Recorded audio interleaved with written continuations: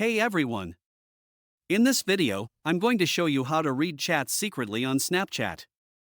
If you want to preview a message without it being marked as opened or seen, here's what you need to do. First, open the Snapchat app on your device. Look at the bottom left corner and tap the chat icon.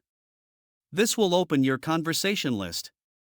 Now, find the person whose message you want to preview. Place your finger on their Bitmoji or profile icon. Press lightly, don't fully tap to open the chat. While holding your finger down, slowly drag your finger slightly to the right. You'll notice the chat preview starting to appear. Keep holding your finger down and continue sliding just enough to read the message. Make sure you do not release your finger. You can now read the message preview without it being marked as opened.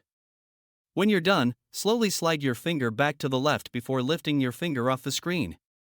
And that's it.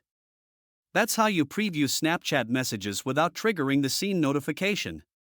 If you found this helpful, let me know in the comments, and I'll see you in the next one.